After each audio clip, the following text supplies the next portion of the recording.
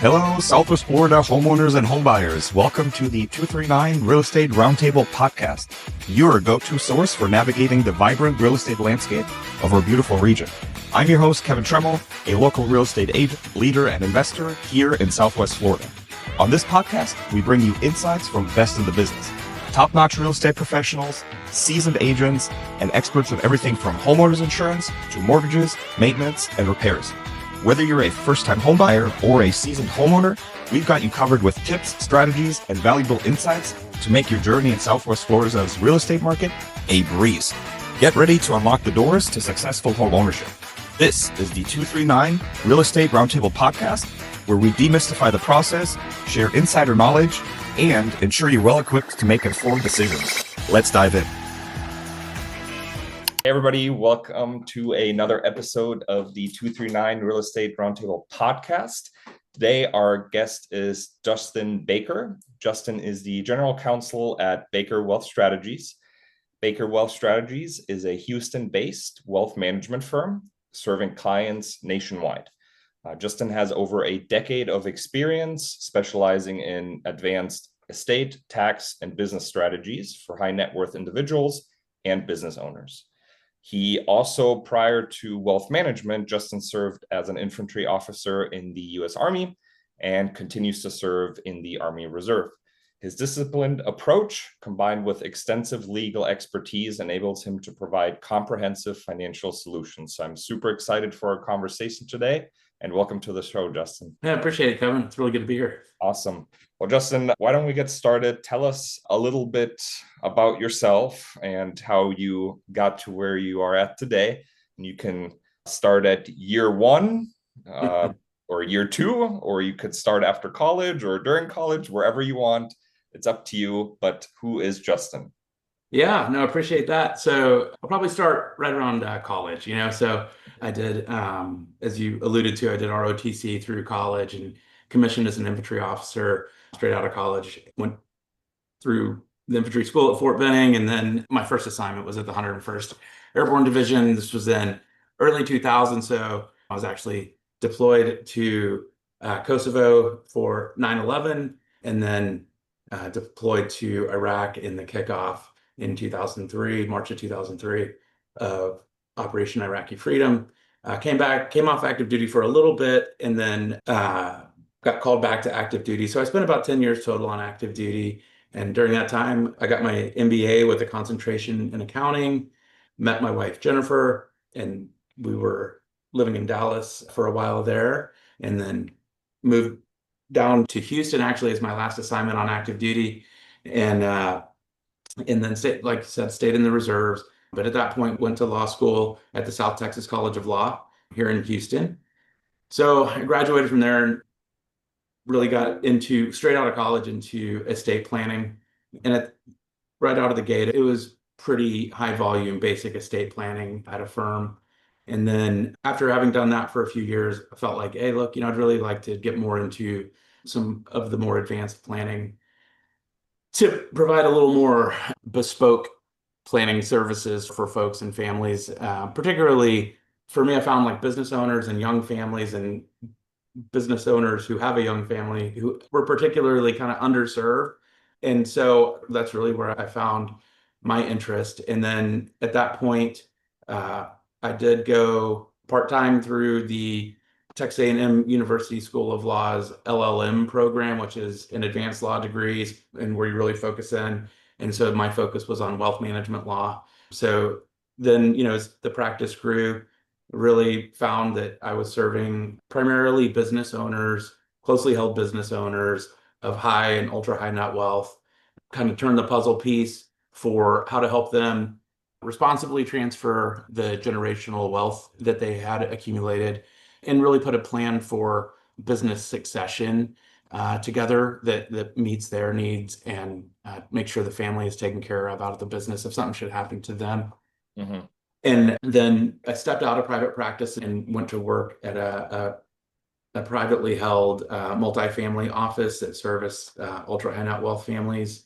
So I had a portfolio of 8 families ranging in wealth, probably between about 150 and 400 million, and helping make sure their estate tax, estate planning, uh, generation skipping transfer tax, all the fun topics were well attended to, income tax, of course, as well. And then about a year ago, I decided to, you know, as a having a young family of my own, to quit commuting into Houston, an hour in, an hour back. So I came to work with Jennifer here at Baker Wealth Strategies. She'd been doing it and she really wanted this capability in-house to really provide that comprehensive support for clients and making sure that all the pieces fit together, right? The wealth management plan, the estate plan, the business succession plan, tax plan, all of it kind of fits together. And when you have the capabilities in-house, it just makes it easier and a little more seamless for the clients. And Right. so that's where it is. So for me, that brings us full circle of from the beginning to here. But the emphasis is really on providing that comprehensive solution set for clients who have multiple kind of considerations and sometimes don't understand the risk that they're exposed to. Just even though you're not aware of it, doesn't mean it's not there. So kind of helping them understand it, what the solutions look like, and then tailoring something that fits their unique circumstance. Yeah, very nice. And so it sounds like your wife was doing at Baker Wealth Strategies more like the investing and that, and then like you naturally now do, I guess, what comes after you pass on to, the afterlife, so to speak. So it seems like a logical step, right? Like to have those synergies. For sure. Yeah. And I mean, when with estate planning, we talk about really two different planning horizons. The first one is the one that everybody kind of gravitates toward, which is what happens when I pass away. And then, but there is one prior to that, which is what happens should I become incapacitated, and I can't run the business myself. Who runs it? How do we make sure that the family has access to liquidity that they're going to need now and going forward? So, Right. yeah, having those, it's like we created the wealth, we managed the wealth, we protected it from all the taxes, but what happens if, well, eventually you pass away, but if you should become incapacitated as well, it's kind of how do we make sure that what presumably is an emotionally difficult time for your family is not also a financially difficult time. Right. So that's kind of the concept. Yeah. Awesome. And then since, this is a real estate podcast, Sure. right? I'd love to hear from you. It sounds like you work with some, very successful people, and I'm sure they've accumulated their wealth through various different ways and industries. But what role do you kind of, generally speaking, see real estate play in broader financial wealth and estate building and planning? Yeah, so it's really kind of covers the entire spectrum so far from the point of folks who are, that's completely where the majority of their wealth is found, is through real estate investment, and be it commercial, multifamily housing, single family housing, or home builders. And if it's building, leasing, whatever it may be, all the way through to folks where it's a component of what they do. If it's, doing ground leases on triple net properties. It's funny because everybody's situation is a little bit different, but some of the commonalities that exist there, particularly for me with my real estate investment clients, is there's a larger degree of comfort with debt, like good debt that is necessary to finance some of these projects, and managing that risk that exists, right? That if it is good debt, but if we're not careful with how we structure things and how the entity is structured, then we could have, some liability from another property that bleeds over because the LLC holds all the different properties in it. We're not properly structured with entities. We're not treating the entities as separate entities. Now, you're in Florida, I'm in Texas, pretty business friendly states. So it's harder to pierce the corporate veil, but it's not hard, doesn't mean impossible. And so if you get an enterprising personal injury attorney out there, they can typically find a way. If you don't treat it like a separate entity, the courts may not treat it like a separate entity, which would expose you to risk across the board there, right? So there's just the spectrum of things that can exist out there really have to all be considered to make sure that things if everything goes the way it's supposed to, there's no problem, right? Yeah. But funnily enough, it doesn't always go that way. Yeah, it's like insurance. You don't need it until you need it, right? Right. That's right. That's right. And I guess in a good case, with the insurance analogy, like at the end of your life, you'll just wonder why you paid it for all these years but never used it, right? But obviously, like I said, you don't need it until you need it. And you brought up an interesting point that I want to kind of dig a little bit deeper on. So, you hear a lot when it comes to, like, you mentioned different LLCs and things like that. You hear a lot about revocable living trusts. You hear about LLCs, and then in Florida, one thing that's kind of getting more and more popular is the land trust. Mhm. So, without having a 3-hour lecture on different business entities, but what kind of vehicle do you use more often, and what do you like? And is there, pros and cons to different vehicles that I just mentioned? Maybe one is better for estate planning, the other one's better for liability protection. Shed some light on that a little bit.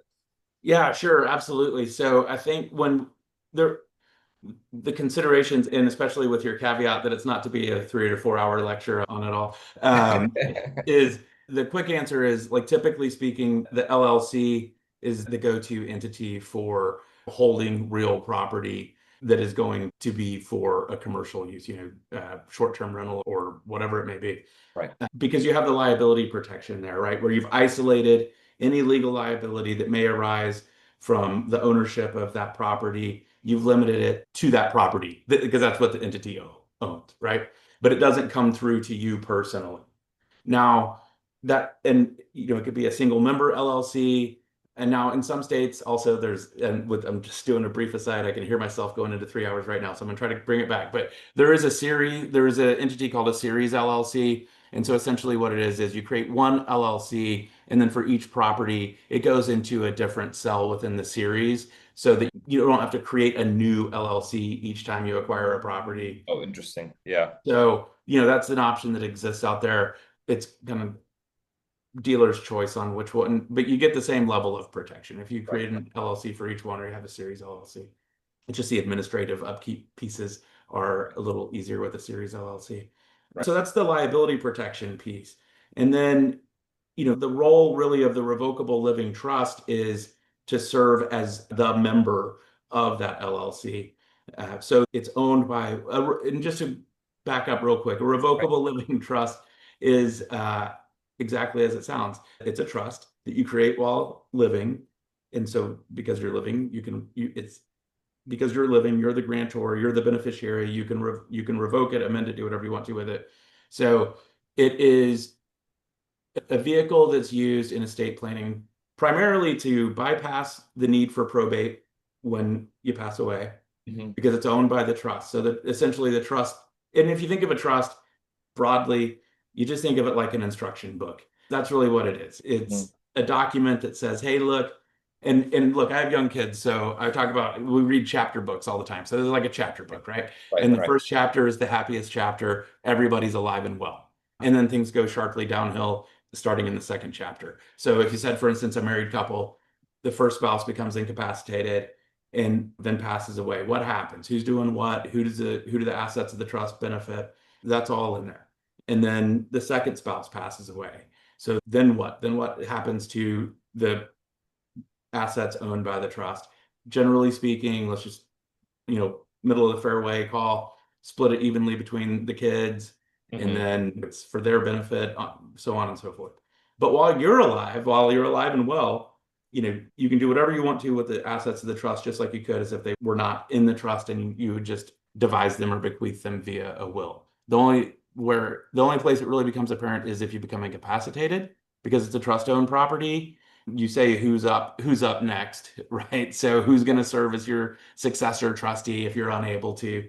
Typically speaking, the spouse. But if you're unmarried, then whoever it is that you want to is who you name to take over and make decisions regarding assets of the trust on your behalf.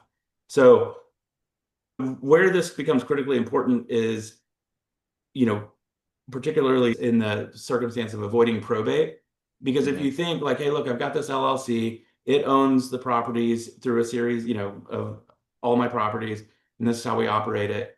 I've got my business bank account set up and all that. And then you pass away and you have to go through probate because you haven't set up a revocable trust and it's not funded into the revocable trust. Well, then there's a bit of oftentimes a fairly good lag between the time you pass away, probate is opened, an executor is appointed and is able to operate within the business bank account and on the business's behalf.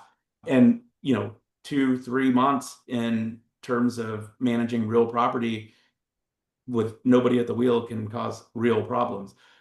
So that's really where it becomes a very valuable and manageable way to buy down the risk of incapacitation and death for real estate investors, for sure. Right. Interesting. And without getting a follow-up question to that, so if there's a revocable trust, there's also a irrevocable trust, right? Why would you use one or the other, and what's kind of pros and cons when it comes to irrevocable and revocable? And I mean, I know one of them is, with the revocable, like you said, you can revoke it and change it and still control the assets, versus with the irrevocable, you're kind of giving that up even when you're still alive, right? But that's I'm right. Sure So there's a place for irrevocable trusts, otherwise it wouldn't exist. Yeah, that's right. Yeah. So the irrevocable trust versus a revocable trust, which one do you use? Where it's really depends on what you're trying to accomplish. So with the revocable trust, like I said, we're trying to accomplish the avoidance of probate at death and then better continuity of management during incapacitation, right? So when we look at irrevocable trusts during lifetime, and I say that because obviously once you pass away, you can no longer revoke the trust. So your revocable trust becomes irrevocable. But if you want to create one during your lifetime, typically speaking, it's because we're trying to either engage in some sort of asset protection or estate tax planning. So those are the primary differentiators or distinctions as to why you would use one over the other. And oftentimes, I would say for sure, you could have both. You'll almost certainly have a revocable trust because probate avoidance is going to be something that for most people is an important aspect of estate planning. Right. But then if we say, okay, look, we're obviously going to have a revocable trust, but you also, have this asset protection requirement if you're in a state that recognizes domestic asset protection trusts, or you have an estate tax problem, either you do or you're reasonably foreseeable. It's reasonably foreseeable that you will.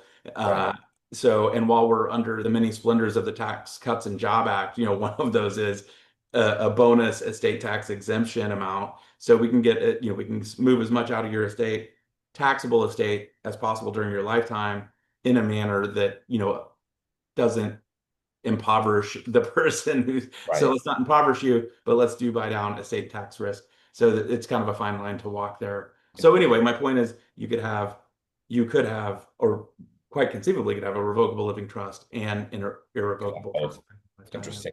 Yeah, very complex topic, obviously. And I feel like sometimes, because not to get off topic, but I'm going through this with my dad right now. And it seems like you ask 3 different attorneys or estate planners and you kind of get 3 different answers in a way, right? Not completely, but everybody will suggest a little bit of a different path. So it's very interesting in that regard that, I mean, I'm sure there's a standard way or a standard accepted way, standard operating procedure, I guess. But then there's these certain things where I guess every estate planner will, well, I would do this. And, so it's just interesting. Yeah. I mean, hey, look, I think of it this way of and to your point, I mean, if you ask 3 different people in Houston, what's the best way to get to Dallas? You're going to get 3 different answers. Right. They'll all get you to Dallas, presumably. But, everybody's kind of got a different take or spin on what's the best way to do it, right? Right, exactly. So, and then my next question, and I have to preface this with a question. Do you know who Dave Ramsey is? I'm sure you do, I right? do, yeah. Okay. Do you know his stance on life insurance, whole life insurance? He's not a fan, is that right? Yeah. So, and the reason why I bring this up is because it's the same what we just talked about, right? You ask 5 different people, they have 5 different answers. And I have a very close friend who works at Northwestern Mutual, and he's very big on whole life insurance for various different reasons. And it's also very complex because I do have whole life insurance with him. And every 3 years, I forget why I have it. And then I ask him, why do I have this again? And he's like, well, remember this, this, this, and this, and this. I'm like, oh, yeah, okay, that makes sense. And then like Dave Ramsey is like, no one should ever have whole life insurance, right? You can have term, but nobody should ever have whole life. You should just use that money and invest it in like an S&P 500 ETF, right? That is like Dave Ramsey. And then you have people like my buddy who work at Northwestern, and they're like, everybody needs whole life insurance for various different reasons. So that was kind of to preface the question. So in your world, do you like life insurance? Or let me rephrase that. Do you like whole life insurance? And in what way does it contribute to like, your estate planning and liquidity and things like that? Yeah, so I do like cash value life insurance. If it's, I'm not licensed to sell insurance, but if it's whole life, index universal life, variable universal, I like permanent life insurance just in certain situations where a sum certain is going to be needed at death. Like literally your S&P 500, well, you can't say a sum certain will be available at your death, right? And there are some situations where, if we have done everything that we can for a client, but there is still going to be estate tax exposure, oftentimes an irrevocable life insurance trust funded with a cash value life insurance policy, a permanent life insurance policy like whole life, universal life, will nicely answer the mail on how do we leverage dollars to have liquidity at this real estate investor's death, because real estate investments by their very nature are not liquid, and we don't want to have a fire sale at this person's death to create the liquidity. It's a perfect solution set. I mean, I think the other areas where I see it a lot is particularly with clients who have children who have special needs, because the biggest thing that those parents are concerned about is, how is my child going to be taken care of when I can't take care of my child, right? And so that is definitely another area. And then the other main area where I recommend it, talking to somebody about it, is for estate equalization. And so what that means is, if, say, for instance, you have your real estate investment business and you have one of your children is deeply involved in the business, is really active in it, and is obviously going to be your apparent, heir apparent when you retire, pass away, just whatever. And then, but you have another child whose interests, skills, whatever, are in some other area. So when you pass away, if you leave the business where the bulk of the wealth that's being transferred is going to be to the one child, then we need to look out for the other child. Now, the first thing people think is, well, I'll just leave 50-50, But the thing is, if you have the one child who's working in it, but only gets 50% of the benefit, that's not really equal, isn't always fair, right? So how do we make it equal and fair? And so there's a spot for life insurance there for sure, where you're not like, leaving the other kid out to dry just because you weren't involved in the business. Right. And then you're not punishing the kid who is involved in the business that they got to share half with the sibling who's not involved. Yeah. Yeah. Very, very interesting. Like I said, whenever I ask my buddy why I have this, there's usually answers like you just gave, where it's like, you're thinking like 50 years ahead in the future kind of thing. And it's like, oh yeah, okay, that makes sense. Let me wire some more money. But hey, I would say in Dave Ramsey's defense, where the application for which he's talking about it is for a young family. Yeah. That if one of the parents, spouses dies prematurely while they're in their accumulation phase, you got a mortgage, you got everything else you got to pay for the kids, but we took out one of the income earners or childcare, takes care of the kids during the day. So we need to be able to smooth that transition over. And so his point, I think, is that is a term problem, because 30 years from now, you should be, or 20 years from now, or whatever, you should have tipped the scales into where you have accumulated. And so I can see the argument there. The rub for the circumstances that I just described is term a 20-year term. Well, as long as you agree to die in the next 20 years will be Yeah. great. But I mean, Right. I have not gotten a client who will absolutely commit to that. Yeah, exactly. Well, and my 2 cents also on it is, what he's recommending, I think makes sense for, a lot of people. Like when you only have, like, let's say you have $500 a month in disposable income, right? Yep. And that's like, or sorry, not disposable, but like to save. Yep. I agree with him that like you shouldn't put $500 a month in like whole life, like only whole life, right? But like your Right. clients, like they're very, like who are you giving this advice to, right? Are you giving this advice to just your average like middle income American, and they can only pick one investment vehicle, or are you giving it to like someone that's worth $200 million and they've pretty much already have a very large amount in an S&P 500 ETF or wherever it is, right? I mean, got to be other buckets, right? So I feel like that's kind of the thing where a lot of like Dave Ramsey loyalists like don't see the bigger picture, right? But that's a whole. No, I agree. I mean, I agree 100%. Like Yeah. the problem with blanket statements or one size fits all statements is that one size fits some, but not all. And obviously, if there wasn't a space for it, the market wouldn't support it. There is a space for it. Yeah, correct. So, and then Justin, so what advice would you give somebody, that is just starting out with succession and estate planning? Let's say they're getting up there a little bit in age, and they might have had a health scare or two, and they're just kind of starting to think about, maybe I should worry about, even I'm gonna die one day, maybe I should think about this, right? Like, what advice would you give to someone that is just starting out with this whole very complex and, like you said, not one size fits all chapter in their life? Like, what advice would you give somebody like that? Yeah, I think the first piece of advice that it typically is to understand that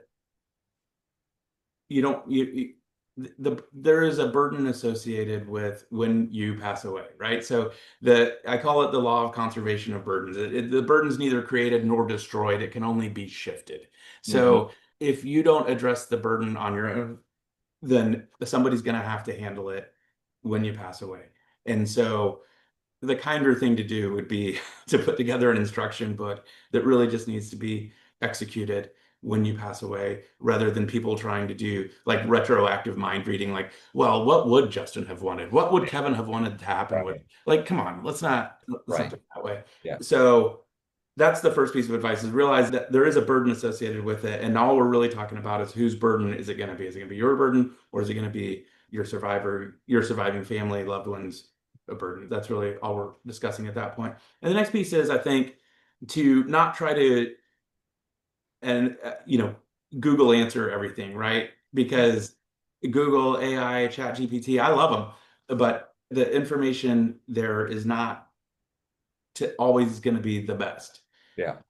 And frankly, it's kind of sometimes whose SEO game is strongest, right? So far as what your results are going to be. So your results are curated for you. What I would say is find an estate planning attorney in your area who, like attorneys would typically, the initial consultation is to sit down and talk through, like, here's what I got. Here's kind of a rough sketch of what I'm thinking. That doesn't cost anything. So sit down and talk to them. And, because in that engagement, you're going to figure out a few things. One is, if you click with the person and feel comfortable that, hey, look, I could do a legal engagement with this person and I could see that happening. I feel comfortable with them. I feel like they're knowledgeable. Or you're not. And then if you're not, move on, think further time, go along. And then understand too, I think that most people have a $0 and 0 cent budget for estate planning as a line item on the annual budget. That's fair, right? But that if the money that you put into estate planning, if you do it on the front end, you're going to see a return on that. Well, you won't, but your family will see that a return, because if you don't pay for it during your life, it gets more expensive during your death. If you have to go through probate, we got to hire an attorney. We got to hire an attorney then, and so then everything has to be done that way and through the courts, which is neither cheap nor efficient. So I call it prepaid probate, if you'll just go in and get it done. But like for me, as an estate planning attorney, I used to, when I was in private practice, joke around like, hey, look, I'm like the veterinarian who's also a taxidermist. All right. I'm getting paid on either end of Either this. way, yeah, either way. That's right. So Who's paying me when and how much? That's all we're talking about. But for real, I do think that those are some of the key factors to consider as you're getting started, because I'll say this, and I say it frequently, if we can, the further to the left of the event that we can plan, the more options we have and the better they are. The closer in we get to the event, if it's incapacitation or death, the fewer options we have, and they're not quite as optimal. Yeah, and you don't want to be scrambling last minute, right? So, and then last question to shift it back to real estate. So what are kind of the most common mistakes that you see real estate investors make when it comes to estate planning? Yeah, okay, that's great. So I love this one. The first one is to not consult with an estate or business planning attorney to understand how your entity should be held. Like we talked about, the LLC, series LLC, partnership. Like you mentioned, in Florida, it's becoming quite popular, the land trust. I think it's really just becoming quite popular through marketing, but that'll segue nicely into my next point, which is so the first one is not consulting with an attorney who is experienced in these areas for estate planning and business structure planning. So the second one is biting on the marketing. I've seen some proposals from different, like, nationwide syndicated real estate investment planning, tax planning, estate planning, succession planning firms that, I mean, it's like running the fumble rooski when we just really some blocking and tackling will do, it's like you're saying, like overkill. Is that overkill? Yeah. I mean, I describe it as like clapping with your gloves on. I mean, it's a whole bunch of work for not much result. And there are a lot more straightforward ways to get to that place. Now, obviously, as one's real estate empire grows, we may need to bring in some of the more elaborate tools. But I think that for the most part, simpler, less maintenance, and sufficient levels of asset protection, business succession. It works better than just like all these gee whiz things, and we'll put this here and that there. Nobody can ever sue you. You'll be judgment proof. And I mean, it's a lot of razzle dazzle, but it's not a lot of substance. Right. Interesting. Okay. So it's either no planning or too much. Biting on the marketing. I gotcha. I gotcha. That sums it up. That sums up almost every industry. So yeah, that's probably fair, right? Yeah, I like it. Well, Justin, thank you so much. I think we hit on a lot of good things, some very in-depth or somewhat in-depth, and some, just general guidelines. So I think it was a good mix for people to kind of know where to start and generally seeing like what options are out there. So of course, we will leave all of your information in the description down below. But if someone wants to learn more about asset protection and estate planning and tax minimization and all those fun topics that have, like you said, a $0 line item in the annual budget, how can they get in touch with you, and where's a good place to start to get in touch? Yeah, absolutely. So the website is bakerwealthstrategies.com. And if you want to email me, it's justin@bakerwealthstrategies.com. And, if you have anybody listening who, you just want to kind of touch base, or, you heard something and wondered what a little bit more about that, feel free to reach out. I mean, I love talking about this stuff. I know talking about death and incapacitation is not everybody's favorite time, but I promise we'll have a good time with it, and I'll try to break it down in as plain of English as possible. Awesome. Well, thanks again for your time, and wish you a great rest of your day, Justin. Thanks. Same to you, Kevin. Really appreciate the time. And that wraps up another insightful episode of the 239 Real Estate Roundtable podcast. I hope you enjoyed our discussions and gained valuable knowledge to enhance your home ownership journey here in Southwest Florida. A big thank you to our incredible guests, and of course to you, our listeners, for joining us. If you have any questions or topics you'd like us to cover, or if you'd like to connect, feel free to reach out. You can find us on Instagram at @KevinTremmel_real estate, on Facebook at Kevin Tremmel Real Estate, or visit our website, kevintremmel.com. Don't forget to subscribe so you never miss an episode. Your feedback is crucial, and we're always eager to hear from you. Until next time, this is Kevin Trumbull, your host, signing off. See you on the next episode.